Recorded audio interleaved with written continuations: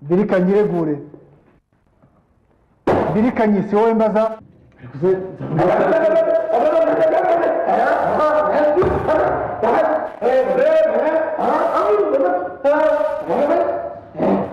Dore ishyano niko nzabandu. Kuki wazanye ikiragi mu rukiko?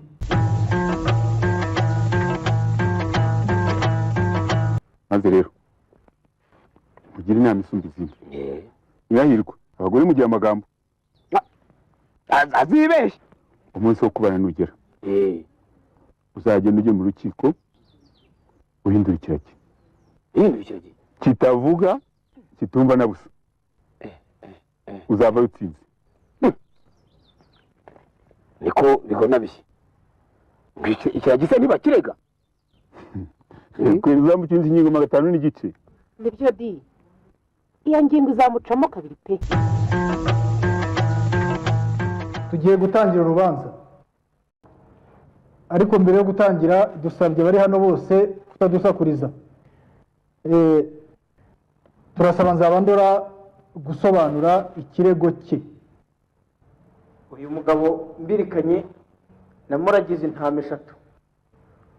Ngira ngo muvane mu butindi yarahezemo.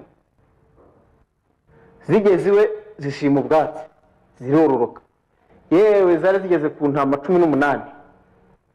Nuko ngiye kumuziturira nkuko mu muco bisanzwe bigenda.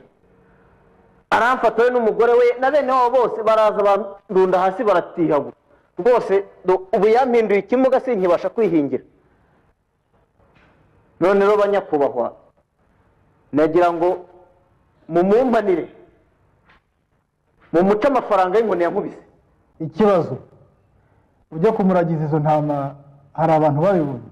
Rwose nta bantu babibonye kuko njyana izo ntama naciye ahantu mu bishugunda ngenda nzemera kugira ngo zirishe nyura inkerera mu cyamo zigenda zirisha kugera nzijyanayo. Nta bantu bigeze babibona. Birikanyiregure. Birikanyi si wowe mbaza.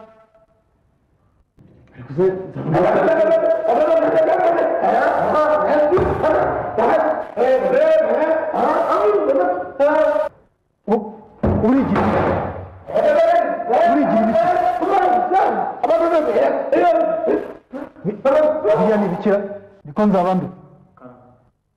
Kuki wazanye ikiragi mu rukiko?